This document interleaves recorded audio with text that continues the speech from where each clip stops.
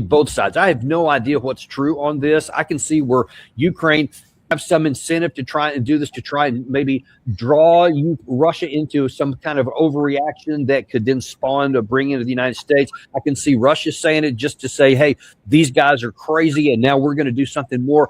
I don't know what's going on, but what is your understanding of what actually happened? Well, this sort of thing is always a matter for speculation. But I think it's pretty obvious that we are not on the road to the sudden outbreak of peace and tranquility. I don't know why anybody is suggesting that, but maybe they don't know what else to do and they want everybody to feel good about the new year. You know, most of the perceptions and policies of Washington, D.C., and I'm afraid of the Trump administration, seem to be anchored in a fantasy world that no longer exists. I think things have changed dramatically. The only thing that was accomplished by launching these 91 drones toward Russia is to utterly offend and infuriate the Russian people, not just its government, not just its president, but the entire nation. I don't think people understand that for the Russians, this fight with Ukraine is no longer just a fight with Ukraine. They understand that this is a proxy war. They're really up against European NATO and, frankly, us. Although for some reason the Russians continue to like us. And I think Mr. Putin is trying desperately to believe that President Trump is sincere and he gives him the benefit of the doubt. But not much has changed for the better. In fact, things are getting worse. So I think we have to understand that for Russia, this is an existential war. They're not just fighting Ukraine. They now see themselves unambiguously as engaged in a war with Europe. And that's unfortunate because you and I know, anybody who's lived in Europe for any length of time knows, the vast majority of Europeans have absolutely no interest in going to war inside Ukraine against Russia. It's absurd. But the globalist governments, particularly in London, Paris, Berlin, and Warsaw, they continue to march down this path to confrontation and conflict. It's kind of interesting that Tusk would suggest that peace is on the verge of breaking out because he's worked tirelessly to prevent it. I don't know what to say, except that now President Putin has transformed this operation. It's not just, somebody told me this morning, well, they brought in another 135,000 recruits for training and so forth. That's a routine draft operation. But nobody's paid attention that somewhere is between 650 and 750,000 reservists have also been notified. And it's estimated that after these people are mobilized, probably 300,000 or 400,000 will remain on active duty for the foreseeable future. I think President Putin has been very serious when he says, if the Europeans want a war with us, we'll give it to them. And we're prepared. And I think what he's doing is he's building up the force to the point where they will strike very decisively against Europe if the Europeans are dumb enough to push them on the issue. And again, when I say Europeans, I'm talking about the globalist elites. So the bottom line is, I think President Trump means well and would like to see this end. But his government, the CIA, the Department of Defense, everything continues to do exactly what it's been doing for the last several years, whether or not he's aware of it. And so I see no chance whatsoever for something positive to result from the current talks that were just held in Mar-a-Lago. Yeah, and I'm gonna get to that in just a second because we have a number of important things that were said there. I'd like your viewpoints on. But in terms of what may come after these allegations, these 91 drones, whether it did or didn't happen at this point, it nearly doesn't matter. What matters is what is going to come next and what are the sides going to do about it. Here is what Sergei Lavrov said about those 91 drones. В ночь с 28 на 29 декабря 2025 года киевский режим предпринял террористическую атаку с использованием 91 ударного беспилотного летательного аппарата дальнего действия на государственную резиденцию президента Российской Федерации в Новгородской области. Подобные безрассудные действия не останутся без ответа. Объекты для ответных ударов и время их нанесения вооруженными силами России определены. That's a pretty ominous statement here. The actions and timing have already been determined. So apparently we're just waiting for something to happen, not wondering if it's going to, but only to wait for it to be unveiled. What do you make of that? Well, I talked to about the increase in the size of the ground force and its readiness to conduct offensive operations. I think they're operating already on 6 to 8 different axes. It's only a matter of time until Zaporizhzhia falls completely into Russian hands. Then I think they'll cross the river and seize Odessa. I think that's inevitable. I've always felt that way, and I think that's true for Kharkov. But you have something else now. You have the movement of the Oreshnik missile systems and their launchers to the west inside Belarusia. And I think that's a signal that if the Europeans are dumb enough to launch anything seriously dangerous at Russia, if they provide the Ukrainians with more sophisticated equipment, and of course we know that we and MI6 are still providing lots of satellite intelligence, well, then they'll use those Oreshniks. And there's no defense against them. They're hypersonic. We can't shoot them down. The Europeans are going to watch substantial portions of Germany and Poland potentially and other countries vanish in a hail of destruction. I think they're quite serious. I wish people would take them seriously.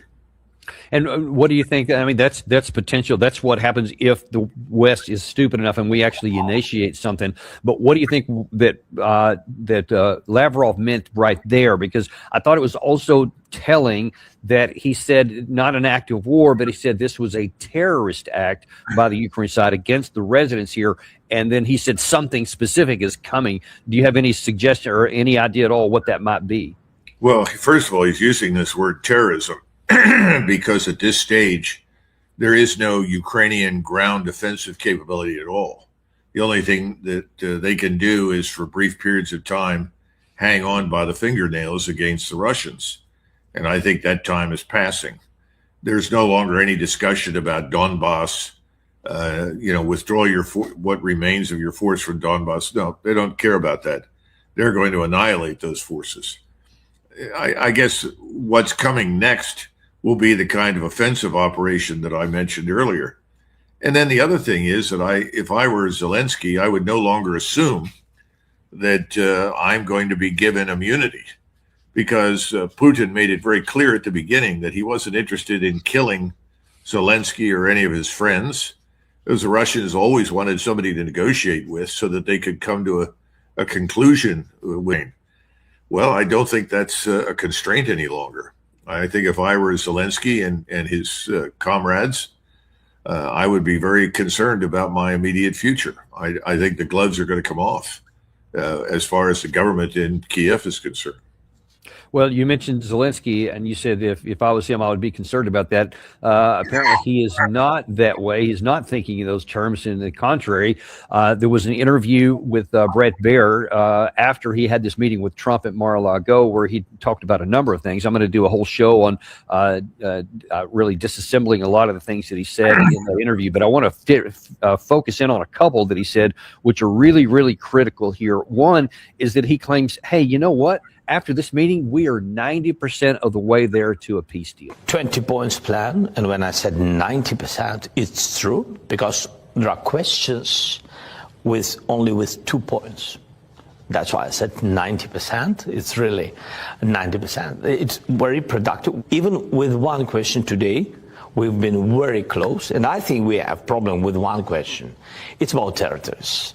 Yes, this is a difficult question, but even with this, with the territories, even with the fact that on this one point we have different views with Russians.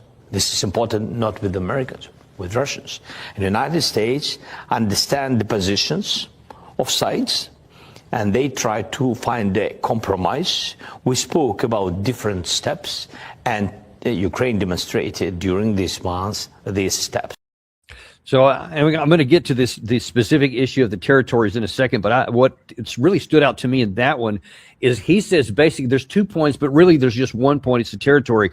He doesn't even mention anything in this 20-point peace plan that he had or that anybody talked about was anything about NATO, anything about a neutrality status, anything about demilitarization, the size of the Ukraine army, or what Russia has said is the denazification requirement. None of those are even mentioned. So how does anyone think that they are 90% of the way there? Well, I think Alistair Crook has made this point, and I think he's right. And I think that's what you just heard. We negotiate with ourselves. In other words, we talk to Zelensky, we talk to the Europeans talk to Zelensky, and they talk to us. The problem is that no one ever sits down and goes back to the Russians. Because if you go back to the Russians and you look at what they have explicitly stated since June of 2024, and even before that, if you're going to treat the territorial issue as something that is not up for negotiation or discussion, which is effectively what Zelensky keeps insisting, you're whistling past the graveyard, and the graveyard is Ukraine at this point. So I think it's all nonsense. Anything the man says is just ridiculous, and he's encouraged to say these things because there are people in Washington, as well as in London, Paris, Berlin, and Warsaw, who want to sustain this war. Now, there are very, very real, important, tangible reasons that many people want it to continue because they profit from it personally. Contributions, kickbacks, you name it. But this has nothing to do with our national interest, or for that matter, the national interest of the countries in Europe. So we have a problem right now. The people representing us in the West are largely disconnected from us. And so they're playing this piece of theater in Ukraine to the bitter end. Yeah, and I, the whole idea that there are some who want this to be over, I think this next soundbite I'm going to play here really illustrates why that's not the case. And I want people to watch this video from a different perspective than just what he's actually saying here, because in light of what you just said about what the Russians' well-known position since June of 2024 and even beyond that, about the demilitarization, denazification, no NATO, neutrality status, and rights for the Russian people. They've never wavered from any of those. They're still on them today. Knowing that, then when you say, Zelensky, that we're 90% of the way there, and one of the issues is territory. And then when specifically asked about the territory, he says, what I'm about to show, to me, this signals me being Zelensky, I don't want this war to be an end. How do you see this when he said this? What we have now, we have the question with the territories. And we can't, it's not about referendum or parliament or the president. We can't just withdraw. It's out of our law. We can't just withdraw from our territories. It's not only the law. People live there. 300,000 people live there. We can't lose just people. We can't go out because 100,000 have been wounded. Dozens of them have been killed there. And so I said that it's not only about the law and also our army there. That's why we proposed, I think, the compromise. If we do free economic zone, that we have to move some kilometers back, it means that Russia has to make mirror steps some kilometers back. So here's my compromise for you, Doug. From a position of strength, you being on the Russian side in this particular case, I'm going to say, even though you've said that you're going to have all of this territory, it's already part of the Russian Federation, I'm going to offer you a compromise that will withdraw from our part here as long as you withdraw from territory you've already gained. So that means you have a net loss of where the current line of contact is. What could go wrong with that? Well, what can go right with it is the real question. The man is in a fantasy land. It's exactly what President Trump said a couple of years ago. Or I guess it's not, I guess it is not necessarily years, but perhaps, 8 months? He said, you hold no cards. I mean, effectively, what he was telling Zelensky in the Oval Office was, shut up. You have nothing to say. That has not changed. In fact, the situation is worse than ever. For some reason, maybe it's donor-induced. I'm not sure. President Trump has maintained the fiction that this man has something to say and has some sort of influence. He has none. So I think if you're a Russian right now, you understand that the only way this war is going to end is that if you end it militarily on the ground. And that's what I think they're going to do. I've always felt that way. I think that's where we're headed. And we better understand that. And I think the Europeans had better stay out of it, because if they think they're going to intervene to stop it, they're going to be crushed. Well, it's unclear. You mentioned a minute ago Donald Tusk. He actually said in light of all these meetings here that peace is on the horizon. Here's how he put it. Peace is on the horizon. There's no doubt that things have happened that give hope that this war can end, and quite quickly. But it's still hope, still far from 100% certainty. The key outcome of recent days is the American declaration. And this is, of course, something new. Some are even surprised. The American Declaration of the United States' readiness to participate in security guarantees for Ukraine after the conclusion of peace, including the presence of American troops, for example, on the border or on the line of contact between Ukraine and Russia. These rather clear declarations have appeared for the first time. We'll see how consistent our partners across the Atlantic will be. But this gives hope for a successful conclusion to these talks. What in the hell is he talking about, Doug? I have not heard Trump say anything about our security guarantees equal troops on the ground, either on the Russian-Ukraine border or inside of Ukraine, which is what he just said there. Is he projecting what he hopes Trump is doing, or have I missed something? Well, President Trump has said a number of things that can be easily confused or misinterpreted. He has talked about our willingness to provide guarantees to Ukraine as the part of a settlement. Well, that the predisposition there is that the assumption there is that you're going to get a settlement. If there's no settlement, then the guarantees are meaningless. I don't think we can guarantee anything in the region at all. I think the entire world has changed. Our guarantee to Ukraine would be as meaningful as London's guarantee to the Poles in 1939. Just irrelevant. We're not there. We can't guarantee anything. But there are people in Eastern Europe in particular, and in Poland in particular, who think we can. They want desperately to believe that we can somehow or another make things happen. I think President Trump knows that's not possible. He likes to posture and pretend that he can. We see a lot of that on a routine basis, but I don't see it. So Tusk is a strange duck.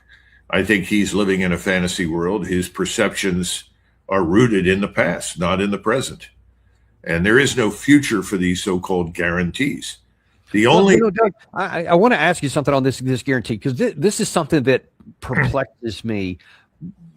People can want a lot of things, and they can have a lot of preferences on outcomes, and they can be detached from reality or not. But when it comes down to actions, you still, I think, you can correct me, maybe I am wrong, that when it comes down to actions, you know that there still are limits of power. There still are realities that have to be dealt with.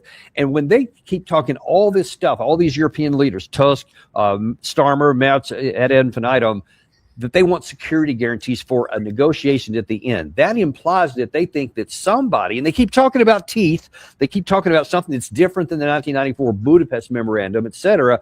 They want something that's going to be resulting in somebody fighting Russia if these terms are broken. But if nobody has been willing for 4 years to fight for Ukraine now, what do they base this presumption that at some future date they would literally fight for a corrupt Ukraine regime against Russia? Well, I see no future for it at all, Europe, because I don't see any evidence that the Europeans are going to flock to the recruiting stations and sign up for a war in Ukraine against Russia. I think that's pure nonsense. On the other hand, I think President Trump frequently says things without understanding fully the consequences of the remark. And he has talked about guarantees. You can look at the situation in Gaza right now. President Trump has put his name at the center of the resolution of the Gaza conflict, the so-called peace board, where he is going to be the chairman and so forth. This is crazy. He can't control the Israelis, and the Israelis have made it abundantly clear that they have every intention of annihilating what human life remains in Gaza. They're going to kill them all. So I don't know why he does this, but he does. But perhaps, again, President Trump is a marketing genius. He's a salesman. And he promises things that, he can't deliver. Now, I don't know what he said privately. My suspicion is that he was much harder on Zelensky privately than we realize in public. At least I hope so, because I think he's made it clear on more than one occasion that as far as he's concerned, the war is lost by Ukraine. Ukraine cannot win the war. It's over. And you've got to sit down and negotiate seriously. But the Europeans aren't going to support that. And he apparently, even though he's in theory the leader of NATO, doesn't seem to have the influence to compel the Europeans to get in line. So I guess my point is the use of the word guarantee, I think, is being a little superficial. And people tend to interpret it in whatever way they like. And the Poles in particular are very anxious to make themselves dependent on guarantees from the United States. I mean, that's the whole point of them joining NATO. That's one of the reasons a lot of people at the time, back when I was at Supreme Headquarters Allied Powers Europe, all expressed admiration and delight that the Poles were going to be in NATO. But with the same breath, we all said, but given their history of unrelenting hostility to Russia, are we letting ourselves in for trouble? Because is Poland satisfied? Is it satiated? Is it a status quo state? Or does it have aspirations to control parts of Ukraine and White Russia? Now, people say, well, no, they don't. That's not really true. You got to go through all these states that are on the border with Russia right now, or with Ukraine, look at their histories and look at their interests. And their interests are not status quo oriented. So I think Tusk is making a statement from a vantage point of a man in Warsaw who has aspirations much beyond the war, the current proxy war in Ukraine. And so he's very anxious to tie whatever happens in Ukraine to some sort of guarantee. And again, we don't know what was said privately. We just don't. We have heard this word guarantee kicked around in public, but I don't think it's ever been carefully defined. And that's a danger. We do this a lot in the United States. We don't carefully define the terms and make it clear what we really mean or don't mean. I think if you strapped President Trump in a chair and said, what do you mean? He would say, we will not go to war with Russia, period. It's not going to happen. But then in the same breath, he'll say, but we'll offer guarantees if it helps bring about peace. Do you understand? No, neither does anyone else. Let's look at that. What, and I'm going to say Europe, but we're going to zero in on Tusk and in Poland, since he's the one that brought this topic up in today.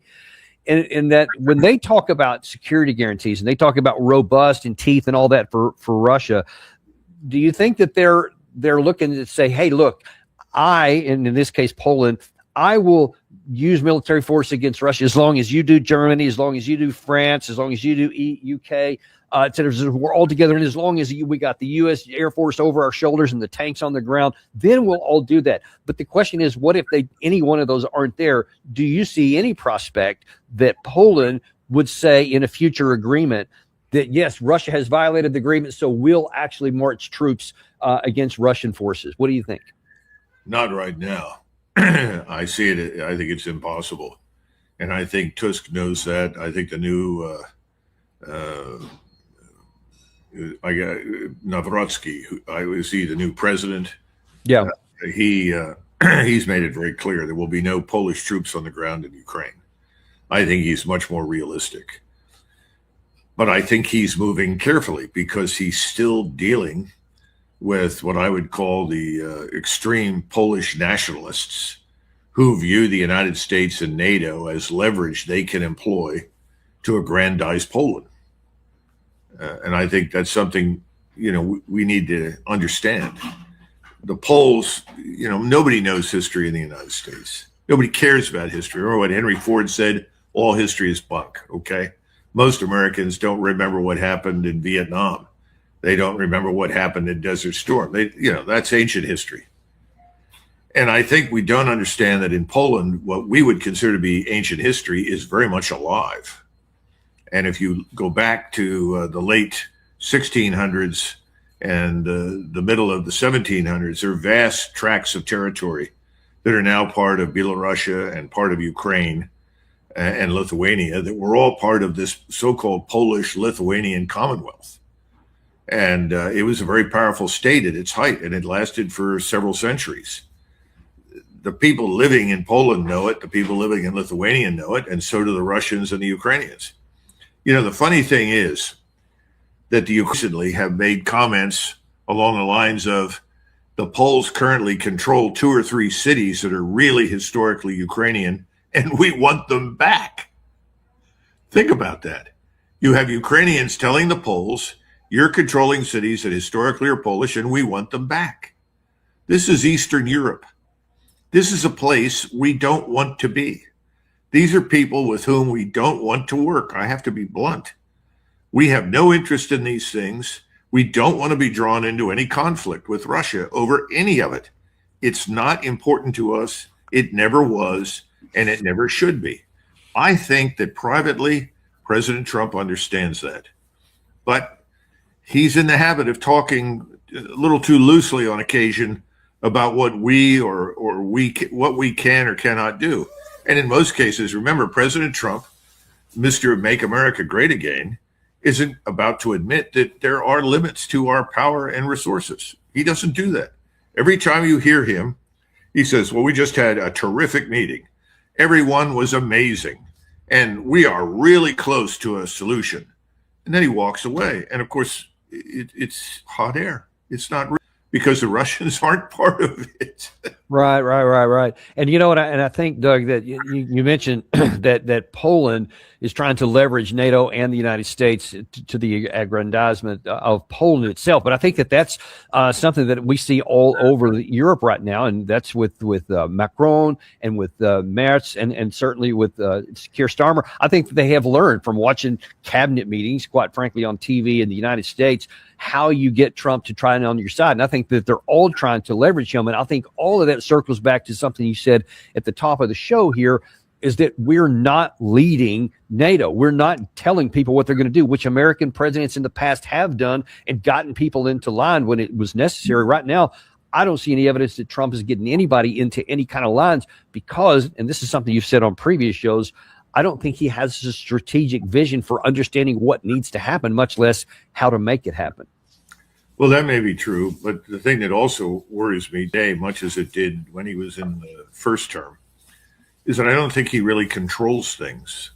I think the Central Intelligence Agency has its own agenda.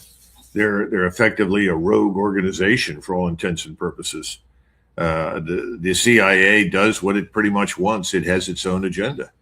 I think that the Department of Defense is another loosely controlled organization. I don't think he has a grip on everything. I can't even begin to imagine what else is happening in the State Department or in many of the other important agencies. I just don't. I've never seen a coherent strategic framework that could be followed and understood. And, you know, we have this thing, and I think it was Don Jr. who recently said, you know, the best thing about my dad is that he's unpredictable. Actually, Don, no, that's a very bad thing. Because in the world that we live in, which is truly multipolar, where there are numerous states that have military, economic power and financial interests at least as strong as our own, and they do now. We have states that perhaps 100 years ago might have been irrelevant because they lacked the size of the population, but today they have access to technology and the ability to organize themselves and cooperate with others in ways that wasn't true in the past. It can be very harmful to us. So I think what you need is something far more predictable. You need a coherent strategic framework that clearly states what you will and will not do, when and under what circumstances you will fight. And we also need to get out of this business of declaring someone a permanent enemy and treating that state as an enemy when it's not. Instead of looking at everything from the standpoint of limited liability partnerships, where on some occasions we cooperate and others we can't. But it doesn't mean that you necessarily have to be in a state of hostility with a state that refuses in one area not to cooperate with you, but in another does.